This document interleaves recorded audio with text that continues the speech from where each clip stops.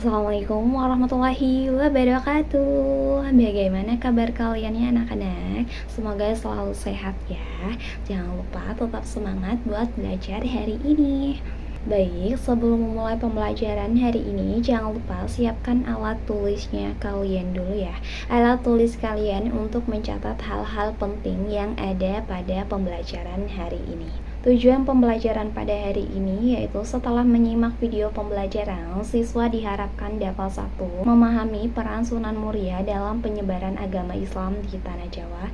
Yang kedua, menjelaskan metode dakwah Sunan Muria seperti pemoyangan dan tambang mocopat. Yang ketiga, mengidentifikasikan peninggalan bersejarah Sunan Muria seperti Masjid Sunan Muria dan tanaman karomah. Yang keempat yaitu meneladani nilai-nilai yang diajarkan Sunan Muria seperti semangat dakwah, kepedulian terhadap lingkungan, dan pelestarian budaya. Oke, langsung saja kita mulai belajar tentang salah satu wali songo yaitu kisah Sunan Muria. Keberhasilan penyebaran agama Islam di Tanah Jawa tidak lepas dari peran Wali Songo. Wali Songo merupakan tokoh penyebaran agama Islam di Tanah Jawa pada abad 14 hingga 18. Wali Songo merupakan tokoh yang sangat dihormati di Tanah Jawa. Salah satu anggota termuda dari Wali Songo yakni Sunan Muria. Lalu bagaimana ya kisah dari Sunan Muria? Yuk kita simak video ini sampai selesai. Sunan Muria merupakan anak sulung dari salah satu sunan terkenal yakni Sunan Kalijaga, dan ibu dari Sunan Muria bernama Dewi Saroh. Sunan Muria lahir pada tahun 1513 Masehi dengan nama kecil yakni Raden Prawoto. Raden Prawoto tinggal di Gunung Muria sebelah utara kota Kudus, sehingga dari situlah beliau disebut sebagai Sunan Muria.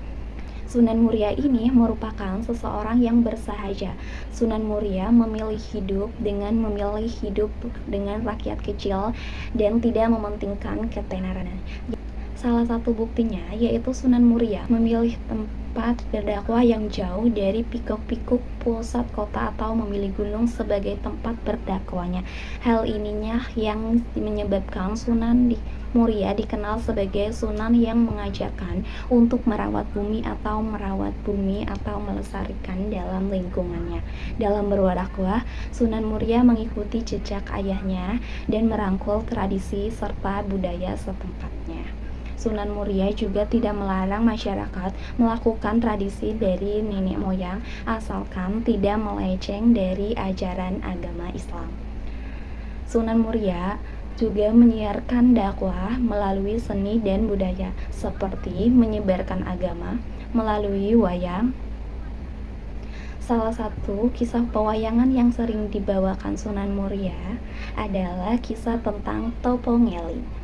Selain wayang, Sunan Muria juga menciptakan tembang yakni kembang, sinom, dan kinati. Sunan Muria juga memiliki banyak peninggalan bersejarah.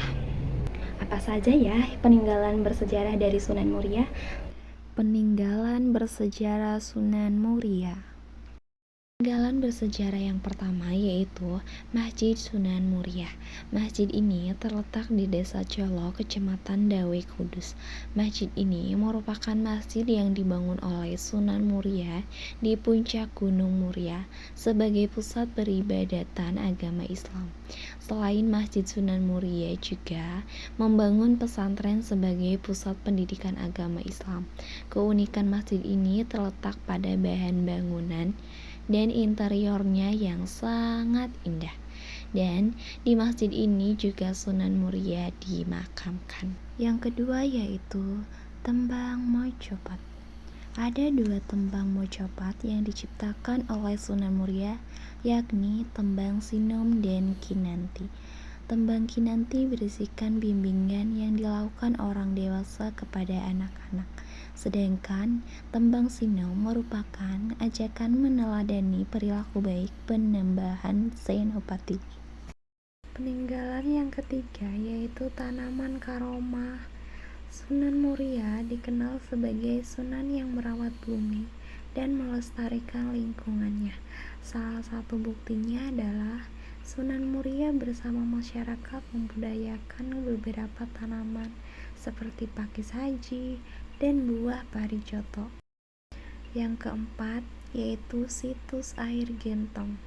Keramat Gentong tersebut dipercaya sebagai peninggalan dari Sunan Muria. Gentong ini dikuras setiap 1 tahun sekali pada malam 1 Asyura karena sebagai penghormatan pada bulan yang sangat mulia.